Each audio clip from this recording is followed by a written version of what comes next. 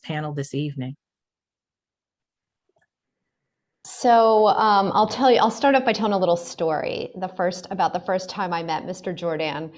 I had just taken this job at Hopkins about 5.5 years ago, and we were at a Maryland Environmental Health Network meeting. And it was my first chance. I had come from DC, so I was much more familiar with like the federal level, the national level. And I was excited because I felt like taking a job at Hopkins would allow me to become more active at the local level. So I attended this meeting, eager to meet folks working on environmental health issues. And Mr. Jordan was one of the first people I met. And he found out I was from Hopkins, and he told me a long list of all the things that Hopkins was doing wrong in the city. And at first I thought, oh my gosh, like I have to defend us. But then I thought, no, he's absolutely right. You know, we're not doing a good job on this. But then I said, I agree. And I think maybe it took him aback. He seemed a little taken aback. I'll let him speak for himself. And I said, but I don't have the power to do anything about it, not at this stage of my career.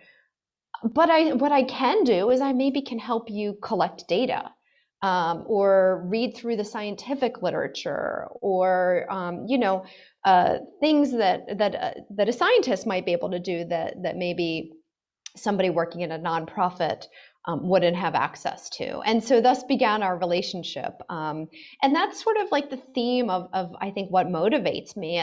It's taking the science and doing something about it, right? It's so if we know that transit is having an impact on health, what can we do to improve health through transit policy or transit practices?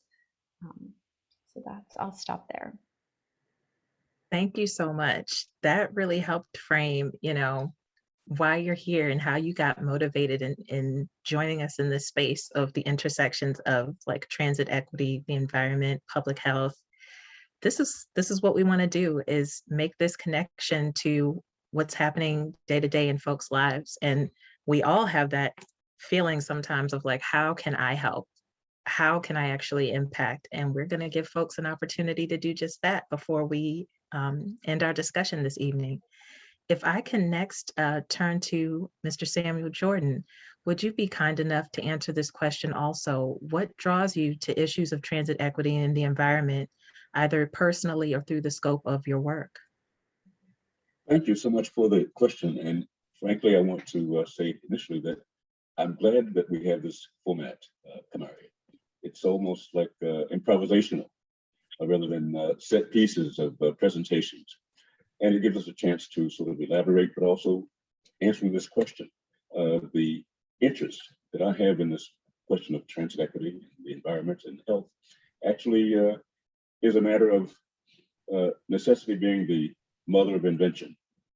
I was extremely frustrated with the work being done on the Transportation and Climate Initiative. As you know, that's a sort of collapsed cap and trade or cap and invest project. And it was based on the premise that we could get polluters to reduce their pollution by buying credits and lowering the annual limit on pollution and forcing them to clean up their industries, clean up their force points for pollution. Didn't work. But it also presented another problem. There was no strategy in that initiative to identify the communities in need of investments in the reduction of the harmful impacts of pollutants, health impacts, social and economic impacts, and there is a relationship with transit equity. So having this relationship that Dr. Latshaw just described, where we both were interested in this approach, fact for policy. And we decided to take a look at an idea that I had from a long time experience beforehand with the overlap of transparencies, but to overlay these maps that would pollution, health impacts, transit equity, and social vulnerability. And when they're overlaid, we can see the communities that identify themselves. They don't have to say we are people of color. We are Black people. We are brown people. They can say, look at the map. You can see the facts telling everyone where these investments must be made. So that's fact for policy, as the basis for policy. And that, I think, is a powerful approach to making the kind of policy demands on the city, the state, and the region. So our project with Hopkins, Bloomberg School of Health, and the team that Dr. Latshaw assembled made it possible that BTEC and Hopkins could release a study that is basis for hopefully developing sustainable interventions in the long term. That is awesome. Sustainable interventions for the long term. Thank you so much, Mr. Jordan. I'd like to also pose this question next to Delegate Ruth. What draws you to issues of transit equity in the environment? And that could be personally or through the immense body of work and the scope of work that you have. Well, thank you so much for the question and for the invitation to be here. I represent District 44B in Western Baltimore County, but before I was a delegate, I was an activist working on issues of racial equity, economic justice, environmental justice, and disability rights. And transit equity is all of these things. There is a tremendous convergence with all of these things. And I too was drawn into this by Samuel Jordan. I heard him speak. His powerful message really drew me, and I really recognized the importance of transit equity in ensuring that everybody has, fair access to transit. So when he brought to me after I was appointed to the House of Delegates, he brought me this idea for the Transit Equity Act, and I immediately said yes. And so Samuel and I worked together on developing it for about a year, and now we've worked for about a year trying to pass it, and we are very close, I think, to passing this historic bill. I hope that we can get it across the line this year with everybody's support. We can hopefully get that across the line. And I will also mention that I represent the district that I represent includes Woodlawn. So the red line would have come out into my district in Woodlawn in Western Baltimore County. And I hope that the red line will come out to my district. And so thank you. Thank you so much, Delegate Ruth. I hear you on that. I have a lot of Woodlawn love. I am a graduate of Woodlawn Senior High School. President of the ATU 1300, Mr. Michael McMillan, would you please share with us what brings you to this work of transit equity and the environment and its intersection, and how that, sort of shows up in your work representing transit workers in the Baltimore region? Yes, good evening, and thank you for inviting me. Well, it's part of the job now, and that's what it's become. But that's not my first and foremost reason. I'm going to start from my childhood and work it up to how I got this job. So as a child, I grew up in the Cherry Hill community. My father worked at Bethlehem Steel, even though he had a car. My mother in the household, she didn't drive. But literally, we will be able to walk out our door to the top of our street and be able to catch one bus, and get us to Lexington Market downtown and into the shopping areas, and one bus back home safely. Also, as I grew up as a teenager, the jobs, it would only take me one bus for a job that I had downtown at a clothing store, or out to the Popeyes, my second job that I had at Popeyes in Glen Burnie, going to Glen Burnie Mall, one bus going all the way down to Herndale Mall, even as far as Annapolis. Also one bus to take me to school. And, so going throughout that, transportation was great as me growing up in my childhood and through my teenage years, and helping me to find jobs and be able to work to be able to help my parents to support a lifestyle for a family of 6. So that was one thing where I said transportation in the past has helped me to get where I am today.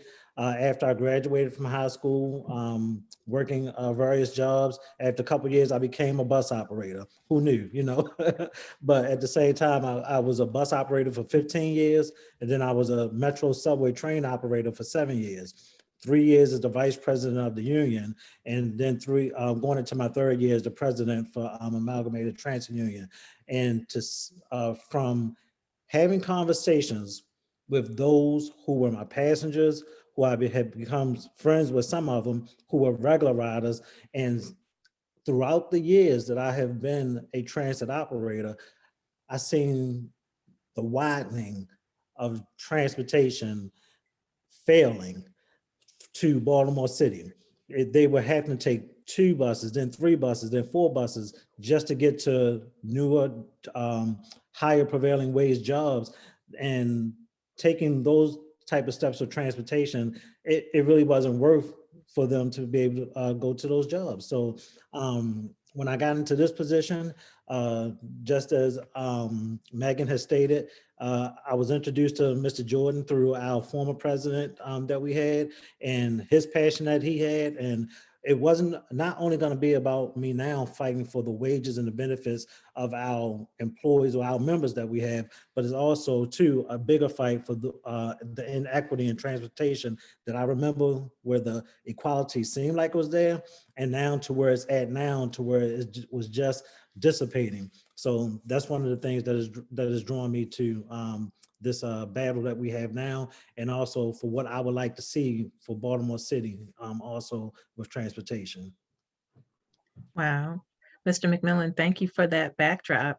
And I'm always inspired by that also, when folks are like working and doing the job and come up through the ranks and become the representative, like you know what folks' needs are from every level. So that's awesome. We know that we can impact change when we decide to come together and do it, when we organize.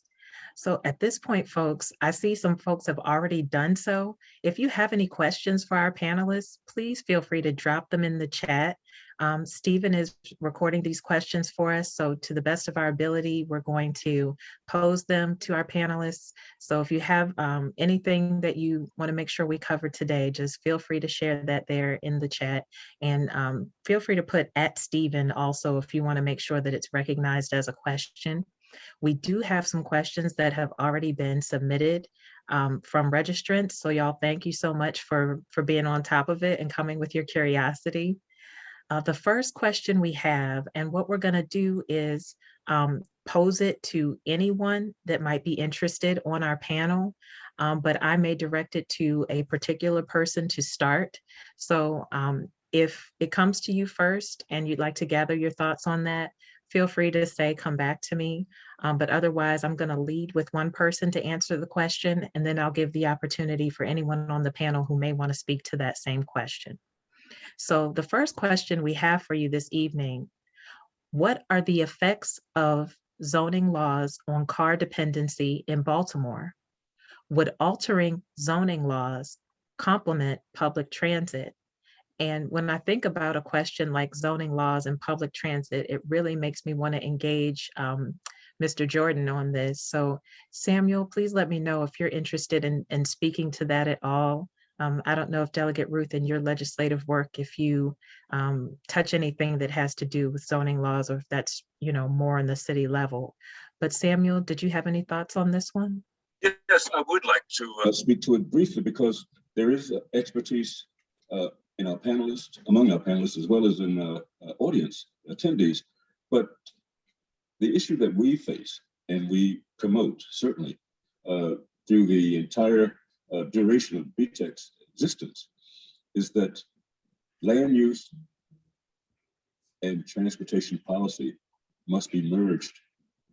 And as I was saying, never torn asunder. This goes also to take a look at what zoning laws have done.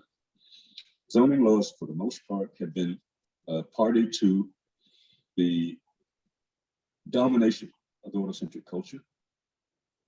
They have made parking a higher priority than living well, made parking a higher priority than effective use and more humane use of the land in the city.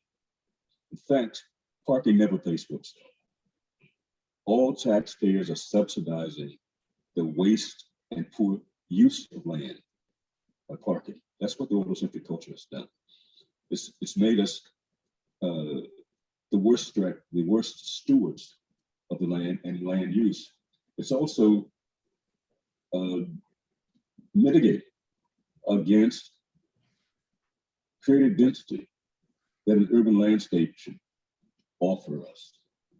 In fact, it's been a sidekick to sprawl rather than cities built for humans. We want, and our vision is for a livable, breathable, walkable, workable Baltimore that is built through the oriented development, transit-oriented development, massive development that Baltimore needs, associated with a system, reliable, sustainable, multimodal, but anchored by rail, anchored by fixed rate, anchored by light rail. So the zoning laws in the city have been destructive, frankly, for the long term. And we would like to see zoning adjusted. In fact, our institute, the Institute for Innovative Housing Institute, my other hat, that's how we got started, inclusionary zoning rather than exclusionary zoning. So I would leave this obviously to others to discuss more detail. But our city council member, Ryan Dorsey, just a few years ago, did a report on the impact of zoning, how we are subsidizing it. And frankly, it has now led to a kind of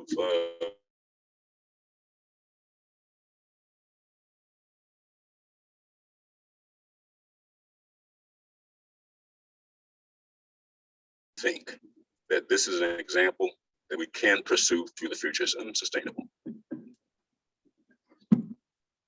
Well, that is what we're here to solve, issues of sustainability, right? That's very interesting. Am I echoing for y'all? Are you okay? No, you're good. Pretty good, thanks. Thank you so much for sharing that, Samuel. Did anyone else want to address this same question of zoning laws impacting car dependency in Baltimore? Does anyone else see car dependency as one of our problems and something that's a barrier to achieving better public transit? Absolutely. You know, while zoning is Baltimore, I mean, it's a city and a county purview. It's not really done at the state level. It is something that I think is very important. You know, both in terms of our history, and you can see from the work of Dr. Brown and the Black Butterfly, the impact that historic exclusionary zoning has had on, you know, land use and economics and the environment. But also going forward, it's you know, our current zoning is really oriented around suburban sprawl and highways, you know, going through, as opposed to really zoning land for transit and for, you know, good land use. And just as one example, it's not just a city issue. I'm in Baltimore County, and Baltimore County has what's called the URDL, the urban rural demarcation line, which was put into place for conservation, and conservation is a worthy goal.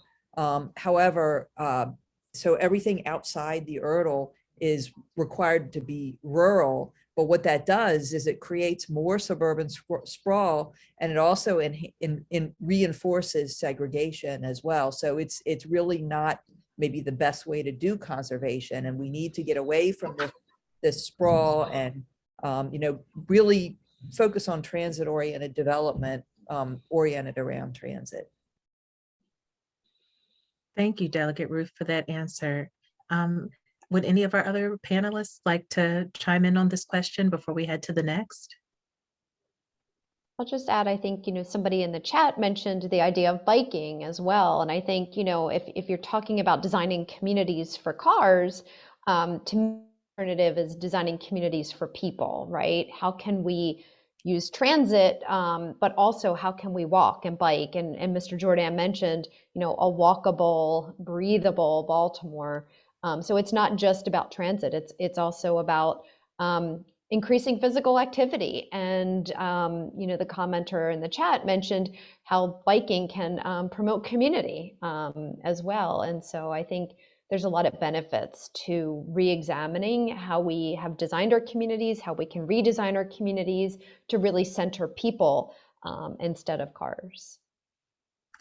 That is an excellent point. Thank you, Dr. Latshaw. How do we address bringing these areas of like alternative transportation in so that it connects people? And oftentimes that can also be a route to taking better care of the environment around us and our health.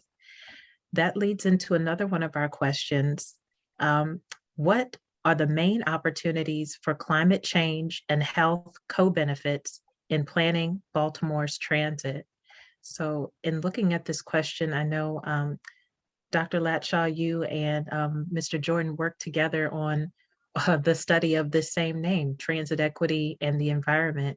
I would like to give either of you the opportunity, maybe Samuel, you would like to lead in this question to talk about that, and any of our other panelists that would like to expound.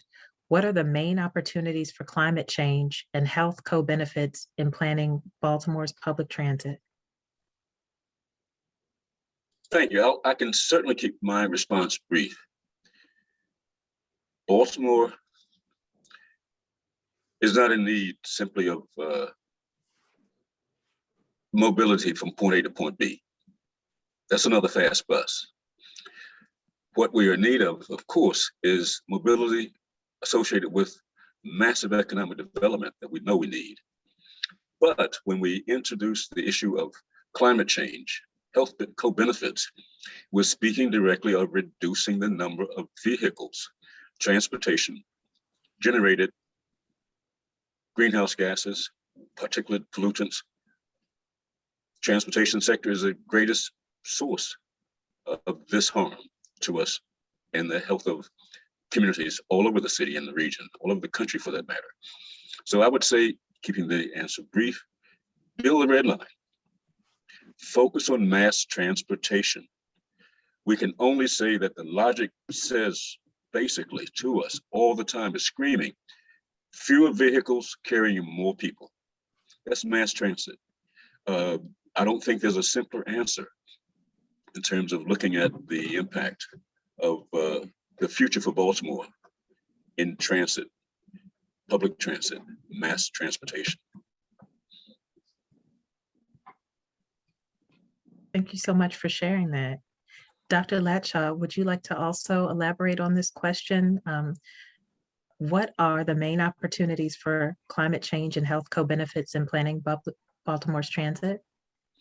Yeah, I think Mr. Jordan touched upon them very eloquently, and I'll just expand a little bit. So, I think some people find it shocking that transportation is the #1 contributor to greenhouse gases in the United States. Most people assume it's the generation of electricity, but it's actually, I mean, anyway, so when greenhouse gases warm our planet, leading to climate change, there's all sorts of downstream health effects that people don't often connect with climate change. So even just think about rising sea levels, increasing number of storms that are, going more than we've seen in the 100-year mark, increasing heat waves and droughts, and all of these impact our health, from floods, which if your house gets mold because it flooded, or if you have to leave your house, your mental health suffers. The droughts lead to people that have to pick up and move, especially if they've, been farmers or another interesting impact of greenhouse gases on our health is that the higher greenhouse gases lead to increased allergies. The ragweed season is longer, and actually decreased nutritional content in our food, which is interesting. So there's all these impacts of climate change on health. And then also, we mentioned physical activity. If you're using transit, or you're walking, or you're biking, you're typically, getting some exercise, which is good for your health, and you're reducing pollution, right? And reduced pollution levels mean that we can breathe easier, that people with asthma don't have to worry as much, or people with chronic obstructive pulmonary disease or heart issues. So there's definitely a lot of health co-benefits that come with increasing transit use. That's awesome. Thank you so much, Dr. Latshaw. Would any of our other panelists like to comment on this question before we head to our next one? Yes. Oh, go ahead. Oh, I'm sorry. No, you go. You go. No, you go. I did the last one. It's probably more in your field because I was just going to talk about Senator Craig Zucker and the bill that was introduced with the zero emission buses, and a bill that was started in 2021 with the zero emissions. Um, a little bit of history with MTA. If anyone, here in Baltimore City knows about the Kirk Avenue bus division. The MTA a few years ago got sued, had to pay out millions of dollars to those in that community because of the type of emissions that were coming from the buses while they were idling there openly in that community, a small community. We definitely don't want to see anything like that happen again. We feel as though that not only was it a health risk to the community, but also to the workers of MTA as well. When you look at the position that we have now, those things go hand in hand because we still live in these communities, and our loved ones live in these communities. Our kids have to go to school, sit on these bus stops with it, or in the parking lots where the buses idle at. So not only with the, we're not just talking about the cars, but we're talking about the buses as well to reduce that emission. And the government and legislators have taken that initiative to reduce that so that those type of health risks doesn't happen. We've also had issues with employees. These are in-house issues that have lawsuits that have happened against MTA. And later on, after they have a 30 or more year career with the MTA, then they're looking for that golden 8 years of retirement, but yet they're facing these health crises and conditions after they retire. So we share the same sentiments and would like to see the legislation that has been put forth. We would like to support on it, and we have supported it from the union standpoint on a national level and on an international level. And so once again, we share the same sentiments and support with the way that the emissions are here in the state of Maryland. Thank you for that, Mr. McMillan. That leads into several of the questions that we received. Before we allow another panelist to speak to this point, we also received a question. Buses need to run more on clean energy than fossil fuels. How far away are we from having clean fleets? I don't know if you're able to speak to that in terms of a solid timeline, but you mentioned some legislation that might be in the works right now to kind of support, cleaner conditions and how that might impact our MTA workers. Would you like to elaborate on that point?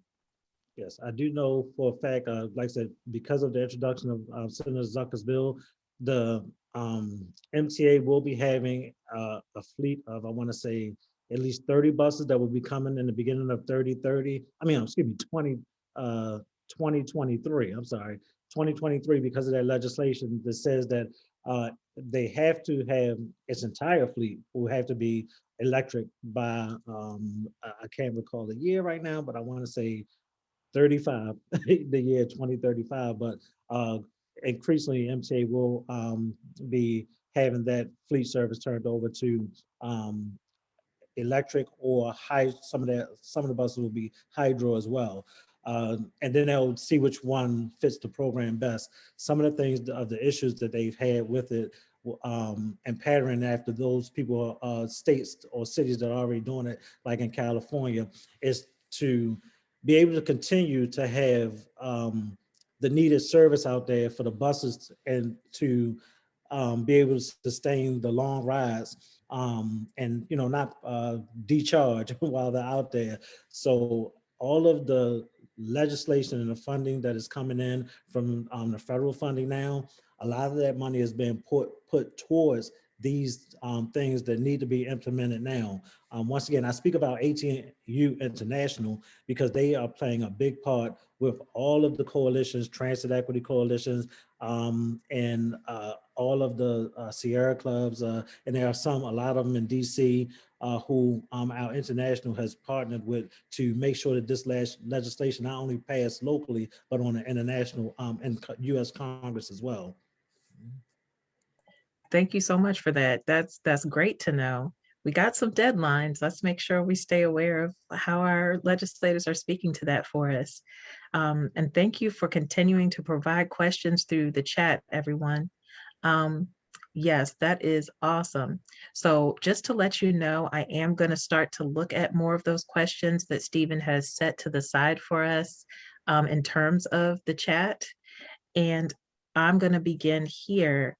So we definitely got a question about our legislation and also the history. So let me go to the history first. What is the history behind the transition to prioritizing cars in planning?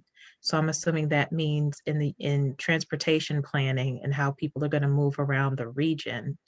And then there was also, there are several questions about the conclusions of the study between JHU and BTEC. So I'll start there. What is the history behind the transition to prioritizing cars in planning? And Samuel, could I tap you for this question first? Thank you. Can you hear me? Now I'm simply unmuted. Thank you for the question, because we have, if you can put it this way, a serious bone to pick with the autocentric culture. The autocentric culture, and I'm calling that the era between streetcars and what we hope will be now a new rail era, was pretty much a way to weaponize cars against people of color. The autocentric culture, as you can imagine, is coterminous with the sprawl idea, flight from the city. Meaning, if you are a self-respecting white person, you need your own vehicle, see the USA in your Chevrolet. And if you're living within 3 blocks rather, of a black or brown person, you've got some explaining to do. The autocentric culture means leave the city. We got these dog whistles, like inner city. Now we know what that means. Well, the autocentric culture gets you away from the inner city. That means we're prioritizing the car-centric culture. Cars, this was a hype, frankly, a racial division used not only by the auto industry and the real estate industry, but it became a kind of majority approach to well-being. What marks a good life in this country? A decent job, a great home, picket fence, a couple of acres, 3 dogs, and no people around you. And what it has done, this autocentric culture, used in this way to racially divide. I mean, think of all those highways to nowhere all over the country. Well, that has led to a destruction of the economy and now the environment. So we are part of an approach that says, let's take a close look at that autocentric culture and the way cars were used to separate communities when humans don't really want to be separated. We live in communities. We like density, we like contact, we like interaction. And that doesn't happen with an autocentric culture. So the planning for cars and sprawl is the result of the dominance of that culture. But now we're seeing how it is not good. So I'll just, last point on this question. Young people, or a generation that grew up in the suburbs, the children of sprawl, they don't want driver's licenses. They don't want to own cars, and they're not happy with that life where everything was 20 minutes away by a car. So they are helping us. In fact, BTech is welcoming students from Hopkins who've lived that life, the institutions themselves. We can redefine urban life and a vision for Baltimore. It does not encourage autocentrism at all. Samuel, thank you so much for sharing that with us. And if anyone wasn't able to read the comment in the chat, Dr. Latshaw also mentioned the history of the 20s when we started to see building highways becoming a priority nationally. And then after the Great Depression, kind of the flight from the cities and the growth of the suburbs from there. So thank you so much, both of you, for speaking to that point about the history of kind of moving toward, automobiles sort of taking over how we decide where we're going to go, depending on where you live, right? Would Mr. McMillan or Delegate Ruth, would you like to speak to this question of the history? There's And if nothing I could add to what's already said. no worries, we definitely have a couple of questions for you here.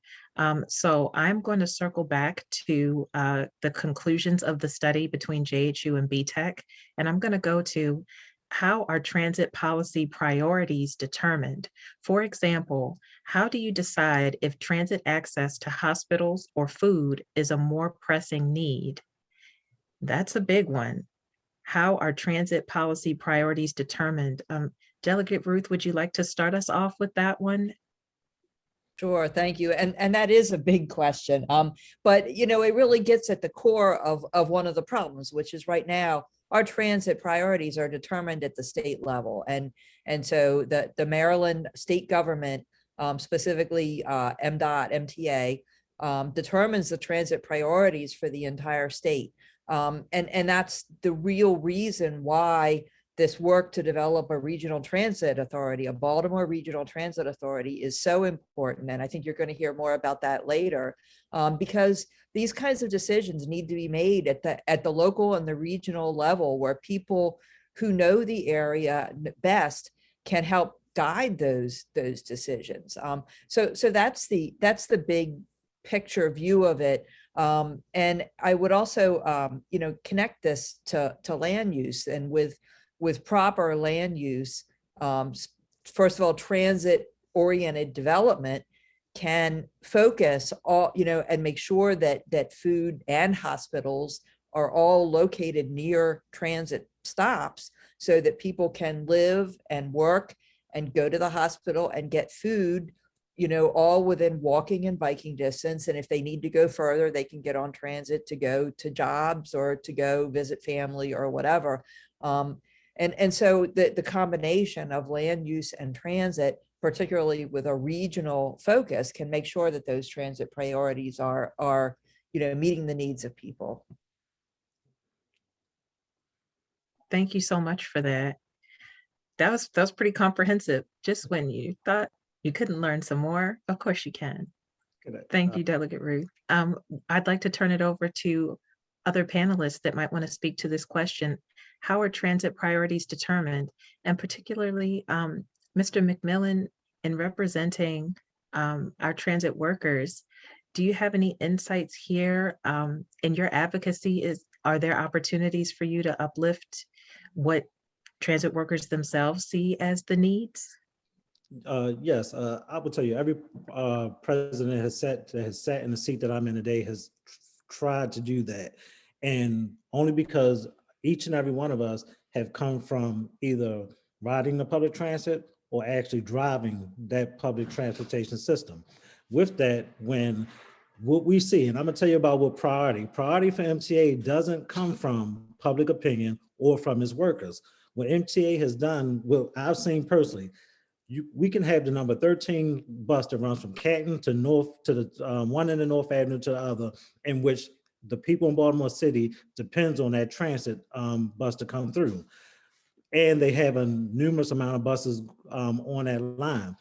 But what they would do, if they have a express route, which is those who have cars but they park that car at a parking ride to ride downtown, they would take several of those buses off that line if they were short that day. They will make those priority lines. Even if the 13 line was short that day, the priority line for MTA would be that express run. You know, that's their mentality and what they would think. Less who our funders are, their friends who are state workers or in high state positions, they will be prioritized to have that service for them rather than those who need it, who don't have a car. So I've seen that, I've experienced, I've been pulled from my run to say, hey, go over there to that park ride, make sure these people get there. And these are the people who had cars. And the planning and development for some of the meetings that I've been had a privilege to sit on, the planning and development. When you go back to rezoning, we've had lines in which there were where I've actually seen they got people in the inner city to jobs, better paying jobs in the county. But once that rezoning happened, the next thing you know, the bus line for there is gone. It's almost like the rezoning was created to keep a certain culture out of those neighborhoods. And like I said, that's what I've personally seen. So when you talk about what MTA's priority is, it's not coming from what the public needs, in which this is a public transportation system. Wow. Thank you for illuminating that for us. I think many of us may have suspected that some of the priorities don't necessarily align with what the transit workers observe, what the riders observe are the needs. So, okay. I would like to ask Mr. Jordan, would you like to elaborate on this question? How are transit policy priorities determined? For example, how do you decide if transit access to hospitals or food is a more pressing need? And I'm specifically thinking of the angle of the study that's been done with BTEC and JHU, Well, the map.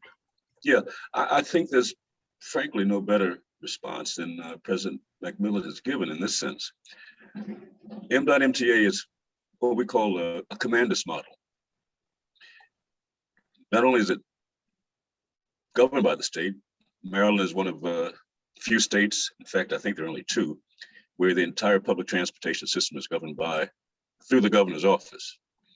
But it doesn't mean it has to be exclusive of input from the communities directly served. And that's what we have. MDOT-MTA is not structured to be open to community input. In fact, they have admitted, frankly, that they did not comply with the law in Title VI in terms of a prior transit equity analysis before major changes in transit policy have been imposed. So if the question is, how do we impact, how do we make these decisions? I think President McMillan said so. It's not acting in the interest of the public that it should be serving.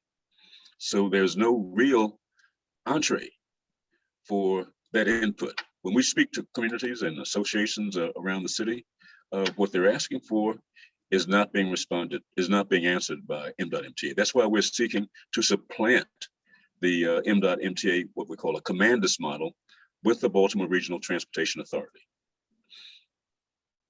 Wherever you find structural racism, make structural change. Otherwise, we don't get a shift in the balance of power. And without a shift in the balance of power, you can ask Frederick Douglass, we've made no progress. Thank you so much, Mr. Jordan. And that helps lead into this next question that we got. Could you speak a bit more on the conclusions of the study between JHU and BTEC? And if I could ask both Dr. Latshaw and Mr. Jordan, if y'all can chime in on that one.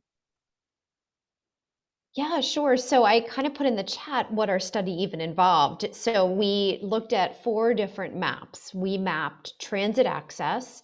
So we kind of looked at indicators like average commute time difference if you drive your car versus if you take public transit. And we had all these different indicators and we rolled them up into a transit access map. And then we made a second map, and that map was called social vulnerability. And it looked at things like people with disabilities, people without cars, people below certain ages and above certain ages, And we made that map. And not surprisingly, that map showed very clearly the black butterfly and white L that Delegate Ruth mentioned, a term coined by Lawrence Brown. And then we made a third map, and this one was of pollution in the city. Unfortunately, what we found and kind of already knew going into it is we don't really have good data on air pollution in the city.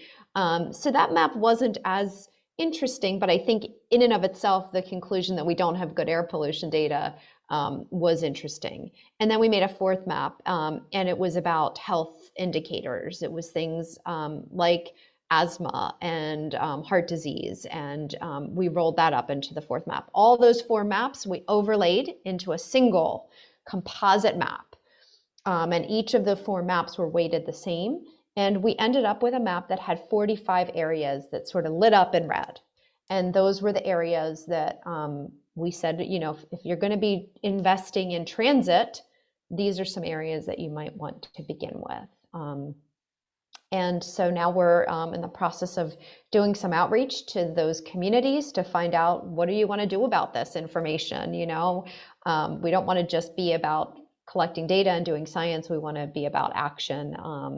And so one of the things that we're hoping to do is get some better air pollution data for some of the neighborhoods there. And we're applying to EPA for a grant to do that. I'll pause there and see if Mr. Jordan wants to add anything.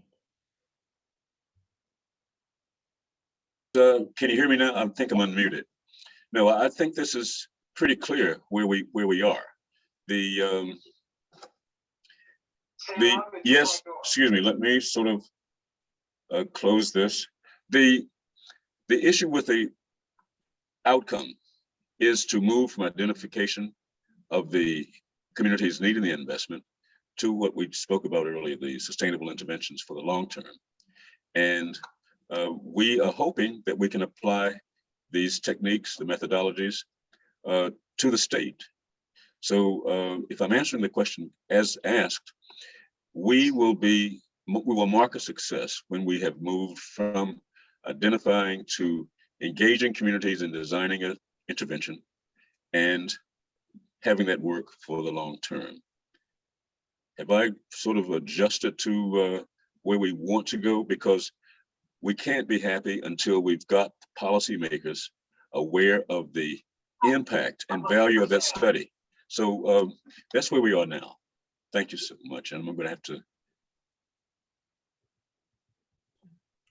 Thank you so much, Mr. Jordan. So yes, I do think that was taking us in the right direction, and hopefully folks have gotten that context. Dr. Latshaw dropped into the chat a little bit more about the study, but the name of our event tonight is Transit Equity in the Environment, and it is the same name for the historic transit analysis that was done between the Bloomberg School of Public Health and BTEC.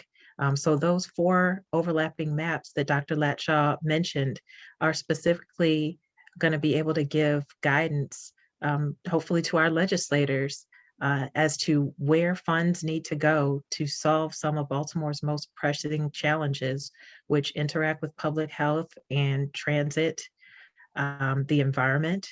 So we're so glad that we got a little bit more feedback on that. And I'm going to head to another couple of questions. We are moving from our questions here into a take action portion of the evening as well. So stay tuned for that.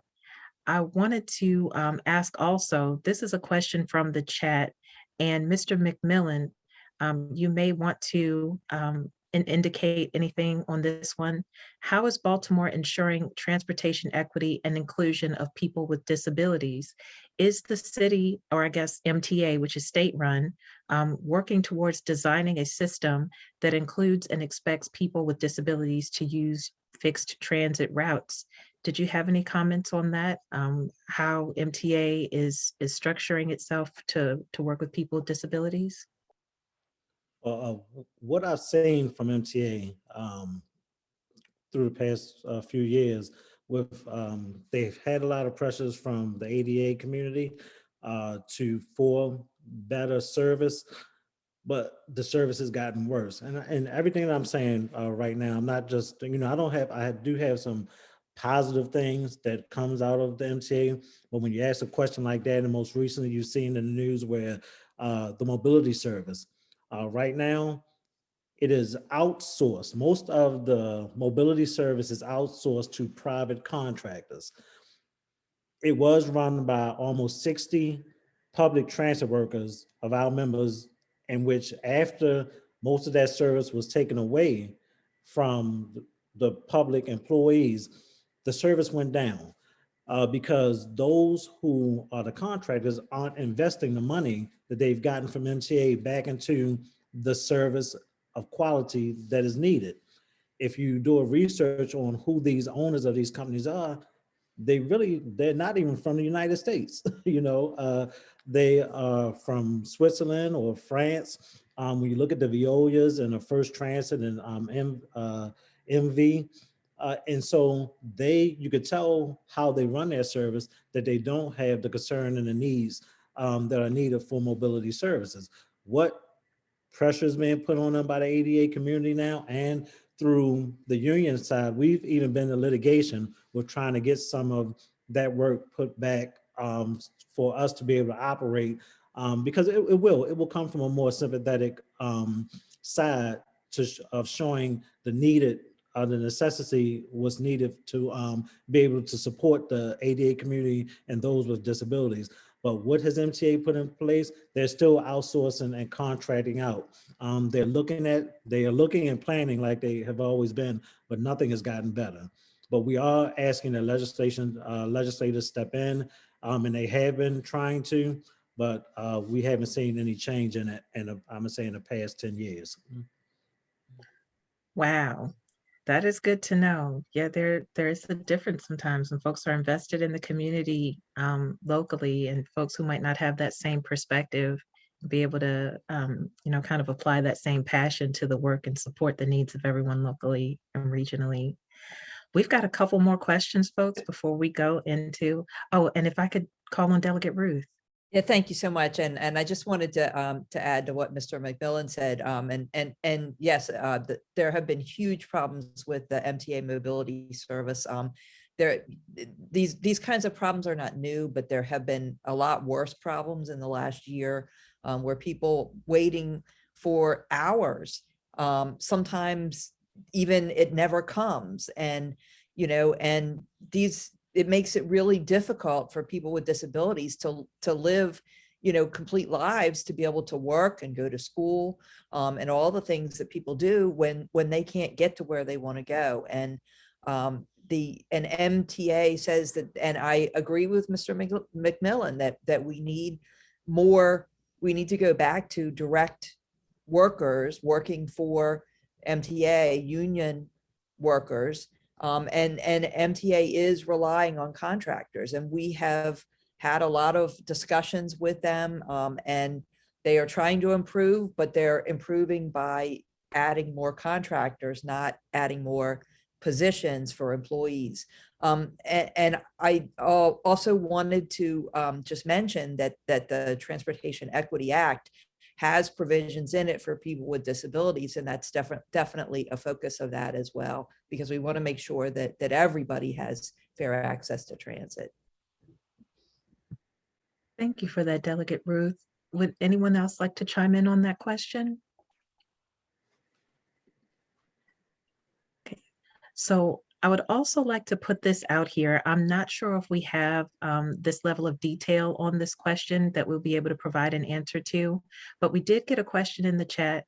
Can you please speak to the bus and bike lanes that have been installed on North Avenue? What is the intended outcome? Has the actual outcome met the expectation? Many residents see it as an impediment to traffic, and it enables the city to collect hefty fines from residents. Not sure if anyone would like to speak to that idea. But yeah, when we talk about bikes as being maybe part of the solution to some of the burden on our environment, and a fun way to get around town, stay healthy and stay connected with others, we do care about how the policy is implemented and what the real outcome is. Mr. McMillan, I don't know if you had any insight here about the bus and bike lanes.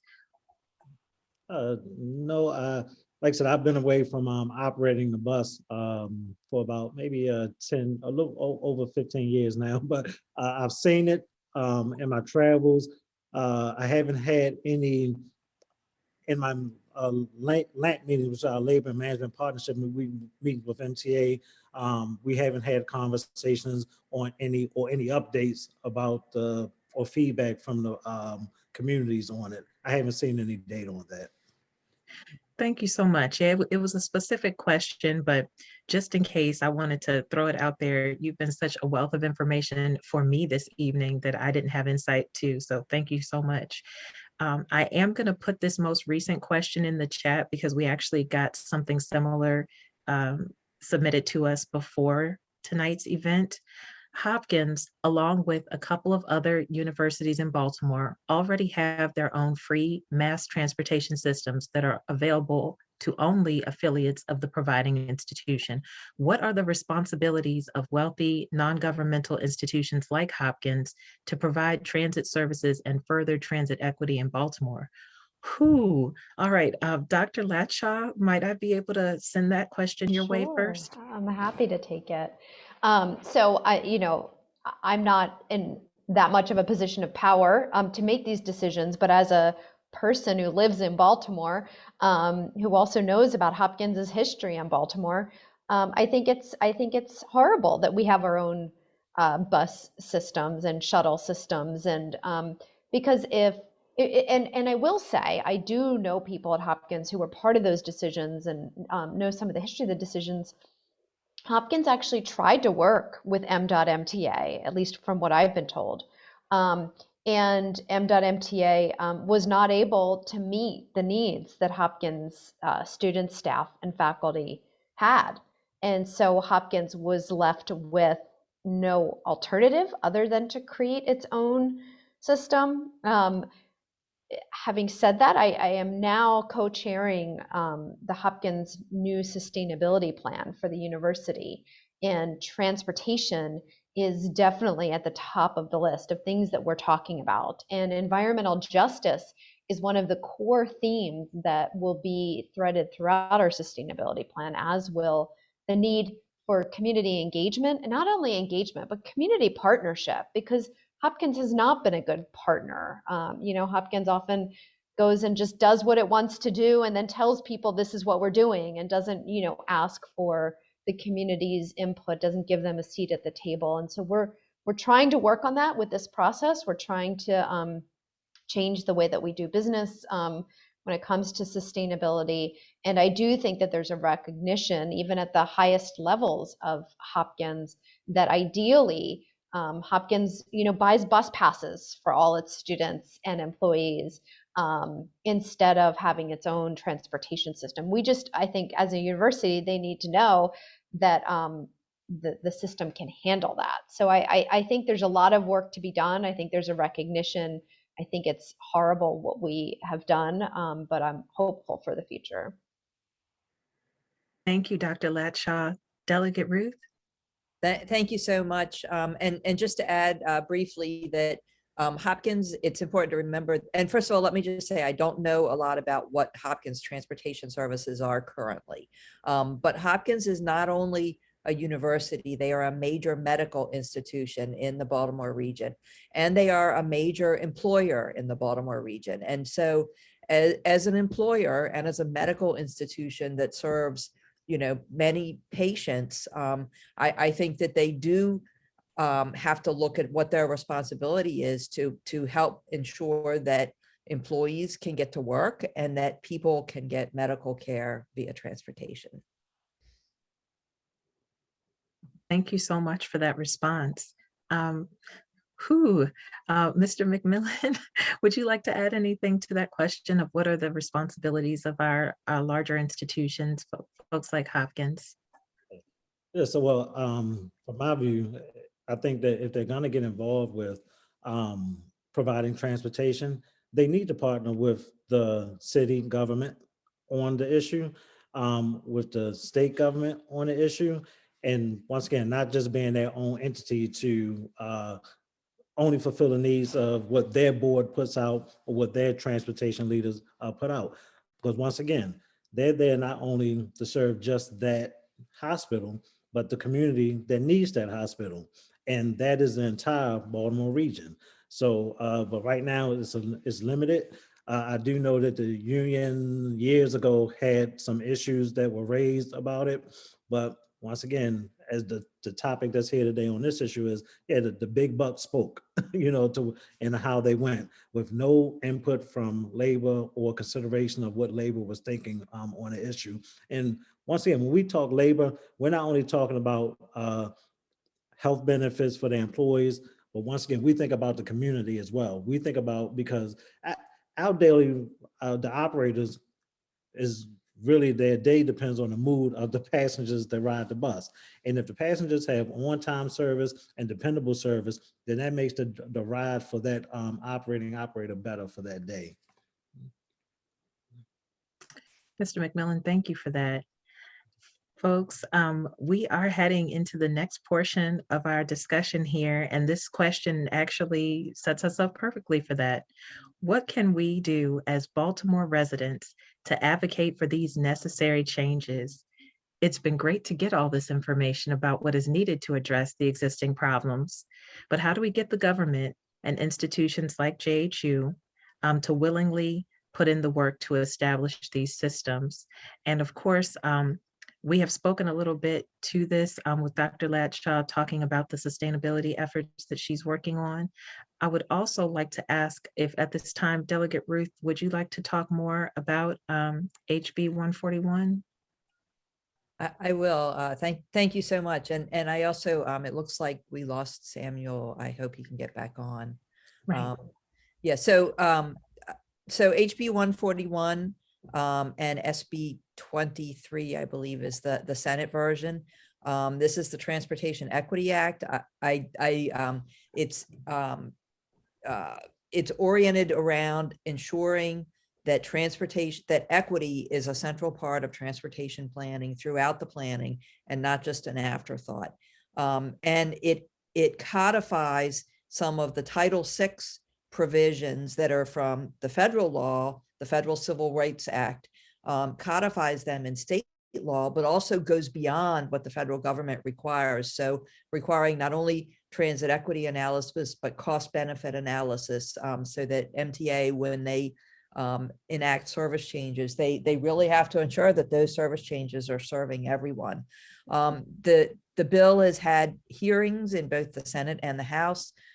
We had over 50 over 50 people and organizations submit favorable testimony and no opposition at all. The only issue that we have is what's called the fiscal note, which is that MTA says that there is going to be a cost to enacting this. Now we know, and I think everybody in this call agrees, that whatever the cost is, it's an investment in our future, and in ensuring that everybody has fair transit is not only the right thing to do from a civil rights and a human rights perspective, but it also will generate huge economic benefits, which would also in turn come back to the state. But the fact that there is a price tag on the bill makes it much more difficult to pass, because there will always be fiscal conservatives who say, well, we can't pass that because it costs too much. So I've been working with MDOT and MTA on some changes. We went through those changes. We've reduced the fiscal note by 50%. It's still several $1 million, but it's much lower than it was. So right now it's in those committees. Those committees are trying to determine if it's sufficient to pass it. So the best thing that everybody can do right now is to contact your state legislators and let them know that transportation equity is important to you, and that you want this bill to pass. Thank you. Awesome. Thank you so much for sharing that with us, Delegate Ruth, because we do have ways that we can impact this issue here. I think that's amazing. Okay, so we're also going to put a link up here for folks You saw it recently.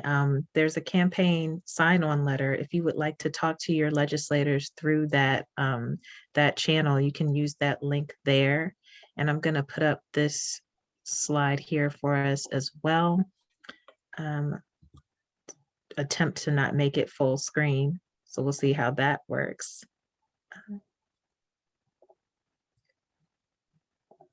Thank you all for bearing with me. Each time I think that I have like the proficiency that I want with Zoom, I am proven wrong. Okay, so if Stephen, you would be so kind as to drop some of these links in the chat. We also have that salsa link that would allow you to reach out and get more information about HB 141, the Transit Equity Act, and to be able to reach out to your legislators that way. But this is our take action time. So we actually want to give a couple of moments together live in the room with each other to explore these links as they are listed in the chat and connect. So the first one that you may see on the screen right here is the petition pledge form. This is from Baltimore Transit Equity Coalition. So currently, BTEC has a ballot access campaign that wants to amend the city charter of Baltimore to create a Baltimore Regional Transportation Authority. And in so doing, we would have regional control instead of MTA being run by the state and that being our only method of interacting with our transit system. We would have a regional system that would be able to speak to the needs of folks in Baltimore City, Baltimore County, Anne Arundel County, Howard and Montgomery counties, the surrounding areas. So if you're interested in gathering petition signatures so that we can get that on the ballot, we have that ballot access campaign. The State Board of Elections requires that you get 10,000 or more valid signatures in order to get a question on a general election ballot. So happy to let y'all know we are over halfway there. And with more support, we're going to get all the way over and tip that scale and get that question of creating a BRTA on November's ballot. The next link that you'll see, it's about the weekly membership meeting for BTEC. So if you would like to continue this conversation, the Baltimore Transit group, we all get together on Tuesdays. So 6:30, we discuss this more. We talk about the wins in transit equity, what's happening that we need to be aware of next. And last but not least on this slide, this is a volunteer shift link.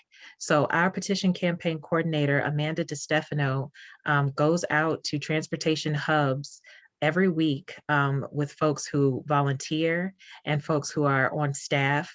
And they get out there and they get Baltimore City registered voters to sign their name to the petition. They explain what's going on with the campaign.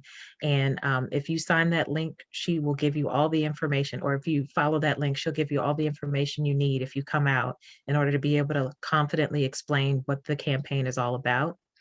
And we do have, like I said, the links in the chat will be able to take you to the petition campaign page, which does give the descriptions of what I've mentioned here. What is the campaign about? What is the BRTA? Why would it help us to create projects like complete projects like the Red Line? And I'm just going to stop my screen share here so I can check on the chat.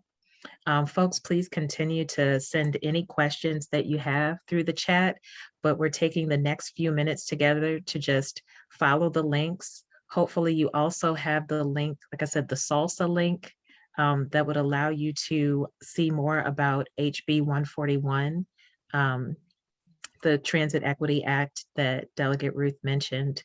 I wanted to ask also our panelists right now, did you have any comments that you wanted to share about what we've discussed so far, or any announcements so that we can further participate in your work or follow you?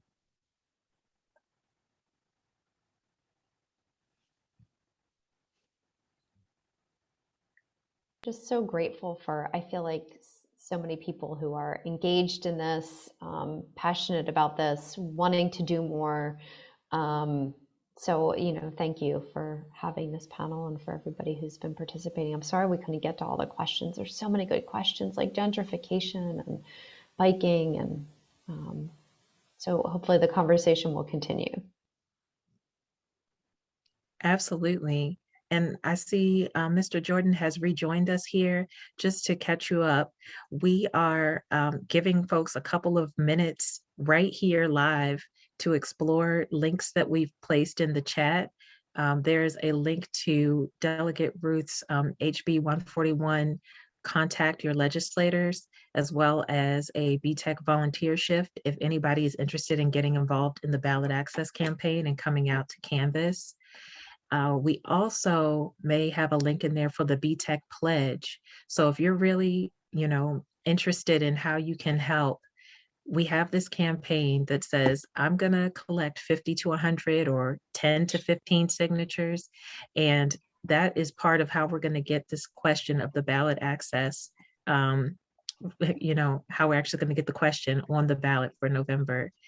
Samuel, did you have any thoughts at this point? We're asking our panelists if they have updates, announcements, or other things we should be aware of so we can continue to follow your work. Well, thank you so much. And this interruption was not voluntary, and I'm not sure what explains it, but nevertheless, I would say at this moment that certainly the discussion about supporting our petition drive is key, because it gives us a voter base and leverage in the coming discussion about the creation of a regional transportation authority. I was a Baltimore Regional Transportation Authority. And I think that the discussion about how to join that, how to get petitions will be helpful. But I also want to sort of get your urgent attention on another question quickly. And that is, Governor Hogan has nominated Jim Ports to be the new Secretary of the Department of Transportation. Jim Ports and the former administrator of MTA, Kevin Quinn, in February 2018, when they shut down the subway system, lied to the General Assembly about what they knew and when they knew it. They said that they shut the subway system down when they found out about the hazardous track conditions on the subway, when in truth, and it was exposed within days, that they knew from November 2016 what the conditions of the tracks were. They played Russian roulette for 15 months with the lives of 40,000 riders a day, and they have never been held accountable. There is no way possible Jim Ports should be considered even as a Secretary of Transportation for the state of Maryland. Now, there's more about this story, but I'll stop there because we want everyone on this call to follow our discussion of this point in the next few days. In fact, on Tuesday, the General Assembly will vote, and the probability is that he will be confirmed. So we're going to try to get information out to everyone on this call who wishes to be contacted, why we need to make certain that we don't have this Jim Ports. Remember, before he was nominated for secretary, he was the executive director of the Maryland Transportation Authority. That's the toll booth place, the toll booth agency. There, thousands of toll booth users are still now receiving bills from the pandemic era when they were permitted to pass through the toll system. And they are, in several instances, or more than several instances, several thousand instances, twice as expensive as they should have been. Jim Ports didn't solve that problem then, and hasn't solved it now. In 2001, he was the ALEC Legislator of the Year. I won't talk about ALEC because we can't, prosecute someone for associations. But ALEC, I can tell you, is a right-wing organization that promised nothing for democracy and nothing for transit. So we're going to try to make sure that there's some pushback for Jim Port's nomination as the new Secretary of the Department of Transportation. Thank you. Thank you, Samuel. Did any of our panelists want to add any final comments, any ways you might want us to keep up with your work. Thank you, Dr. Latshaw, that you dropped your email in the chat, and we will make sure that if anyone is interested in supporting you further, that they'll get that in a follow-up email after this. I read that you have mapping volunteers, so you have a position available for a mapping volunteer, and you can be emailed and reached if someone is interested there. So thank you. We will include that in a follow-up on the ALEC. Okay, thank you so much, Mr. Rosenblum, for including this link here also. And folks, we are in beautiful, perfect time. And I just want to say we got a few folks right here today to engage with our links and take action. And that's what we were hoping for. So thank you so much to everybody who took a look at those links and decided right here on the call that you want to get involved further.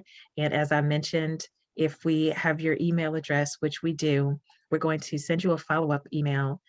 It doesn't put you on an automatic list. It's just going to let you know the opportunities to stay involved with us. And if you would like to be put on any email list, BTEC does have one of those, and we'll include that link for you to follow. Oh, thank you so much, Delegate Ruth, for including your email as well. I am going to put that in our notes as well. And she wanted to uplift to everyone that if you follow up on HB 141 SB 23 and you let your legislator know that you support it, to make sure that you mention if you're a constituent, because that always helps. Yeah, I definitely know that helps when the legislator knows that you're voting for them or not. It could have an impact on them, concentrating on all of the different legislation that comes their way. So they need our support to figure out what's the most important thing to focus on. Oh, Mr. McMillan, can I turn to you? Yes, I would like to say, for all of the advocates and those who have interest, in transportation and making it better, look at the panel that you have before you today. These are the ones who have tirelessly and relentlessly kept the issue of transportation and, the lack of transportation here in Maryland and Baltimore City foregoing. And I would say that don't give up, because this right here is our one shot under the Biden administration with the funding that has been put out. Also, too, look at who you're gonna nominate as your representative for the state of Maryland for governor. Look at those politicians such as Delegate Ruth. You look at Corey McCray, a host of others, Antonio Hayes, Tony Bridges, and look at what they have supported when it comes to transportation. Look at the labor experience that they have for these positions, and or how they view labor, how they view community work, because this is the time where the money, we know that the money and the funding is there. The red line is really on the table from a US Congress perspective. I have heard Senator Chris Van Hollen and Ben Cardin speak several times about the funding and bringing back this conversation and making sure that it passed this time for the red line. We had I'm going to hurt him do it, get this out. We had a meeting where I've never seen before. We had our union leadership. We had the mayor of Baltimore.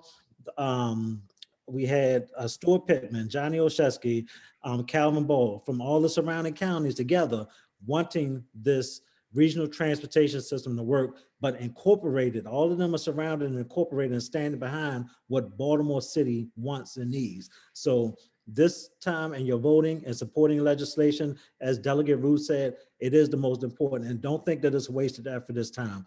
Truly and trust and believe this will be the time that it will be able to get done. And could I just really quickly add something?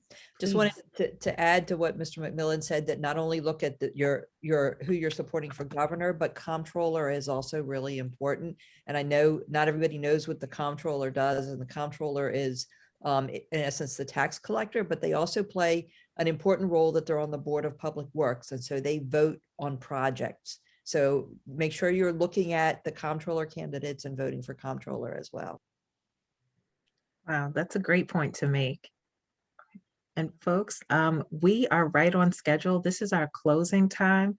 I just wanted to thank all of our panelists this evening. This has been a wonderful discussion. Delegate Ruth, Mr. McMillan, Mr. Jordan, Dr. Latshaw. It's been wonderful engaging with you. And I had a question from the chat, one of our last questions. Can we send the chat to our participants? If that's possible, we are going to include some way of being able to review the chat because so much great history and so much great information. I'm getting feedback that we should be able to do that. So I'm just going to make that note here that we'll send the chat as we are able in the follow-up email. We made this note that we wanted to attempt to do this, and we'll see how well it works. If anyone wants to be unmuted and share thoughts right now, this is our closing time. So Bernat, if you want to take it from here and allow people to be unmuted, we can give it our best shot. This is the end of our official presentation. And if anybody wants to stay on for a couple of moments, you can raise your hands and we'll do our best to see you and let you to share your thoughts.